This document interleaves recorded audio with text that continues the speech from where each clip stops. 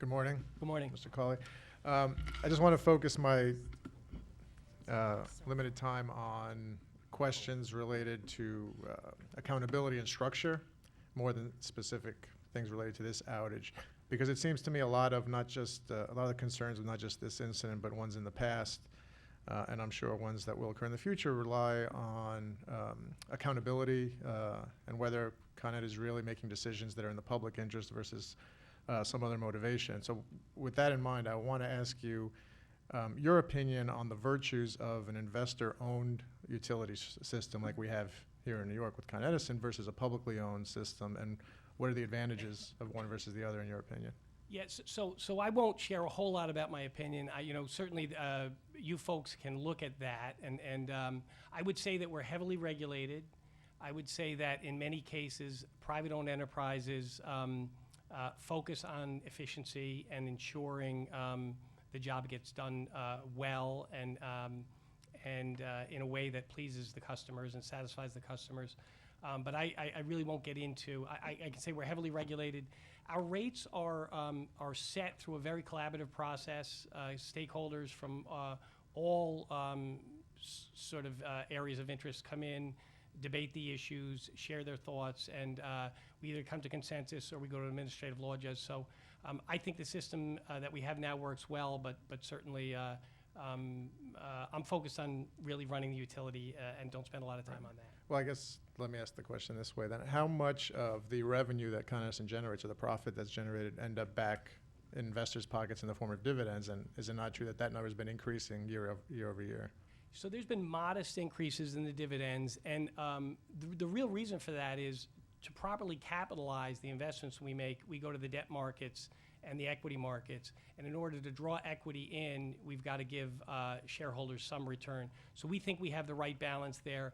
Effectively, that balance allows us to go into the debt markets and borrow money more competitively, and those borrowing costs eventually are borne by ratepayers. So we think we have the right balance. More competitively than what alternative? When you say it allows you to borrow more competitively, more than what? More than borrowing more. Okay, but not necessarily more than if the government was itself borrowing So money. The reason I'm going along this line is, and I read your testimony to say that you took the southeast part of Brooklyn down because the grid was failing in that part of the city. But what's unspoken is what were the decisions that led to a weak grid in that part of the city to begin with. And when you have a private entity like Con Edison, who at least in part, some would say predominantly responds to its investors as opposed to the public interest, you're making decisions on which grids to improve, not necessarily 100% focused on what is in the best interest of the people of the city. And so in Southeast Brooklyn, for example, it may have been the case that that grid was getting weak over time, and Con Edison should have been investing in improving that grid before it got to the point of failing, but instead was focusing its resources elsewhere. And that's the tension I'm trying to get at. Would it not be better, would it not be worth exploring whether it would be better to have an entity that's truly in the public interest making these decisions as opposed to one that's got this tension between satisfying investors and the public? Yeah, and so a few points. I'll let you up to the exploration. And I don't think there's a tension. We really want to serve our customers, and if we serve our customers, everything sort of lines up for us. That's our view, and that's our true north when we make decisions. With regard to that grid, we have invested heavily in the grid. I shared with you some of the statistics, and on the back page of the testimony, you can see the relative reliability. And I'll go to that page just to sort of provide in context where that 4 kV grid sat. So to calibrate you on the chart, this really measures the frequency of outage, and we normalize that in the industry per 1,000 customers. You don't just count outages, some big utility, some little. You sort of normalize at 1,000. The average New York State resident experiences an outage every year. In Con Ed's system, our overhead system, which is part of the 4 kV grid, more exposed to the elements, more exposed to lightning, it's about 400, so about 2.5 times. If you go to the far right, that's our underground network system. About 75% of our customers are served by that, a very redundant, reliable system. And the outage frequency is 20 customers per 1,000 per year. So the rough justice math on that is, if they were equally distributed, and this is an average, if you're on the network system, you'd expect to go out of lights once every 50 years. The aggregate of the overhead and the underground system is the 120, and that's really the weighted average between our overhead system and our underground system. So again, this is best in nation performance at an aggregate level. On the overhead system, the 400 customers per thousand per year is about 2.5 times better than the state average and frankly the national average.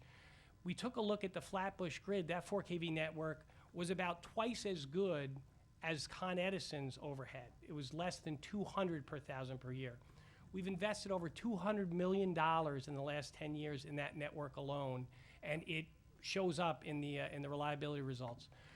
We take a look at each of our 65 networks, and the engineers and operators each year, when summer ends, now, frankly, in the next week or so, we begin to prepare for next summer, and we prioritize where to place that $1.5 billion in the system, and Flatbush has seen a fair amount of that over the years. As I mentioned in my testimony, we'll continue to invest in Flatbush to further improve that. With regard to the sort of the weakness of the grid, so the performance of the grid was strong going into this. And I'll also mention that in terms of capacity, in looking at the data, in 2011, on a Friday, a hot Friday in 2011, this grid, the customers demanded more electricity in 2011 than we saw on that Sunday evening. So that was 8 years ago, probably about $160 million of investment ago, and the grid had no issues sort of delivering more demand than on that Friday.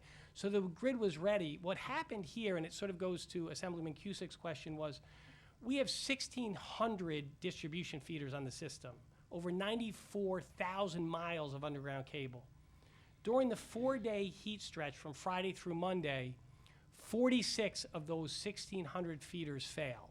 And that will happen. And the feeders are sort of like this big, and they run from manhole to manhole. Sometimes they're on the poles.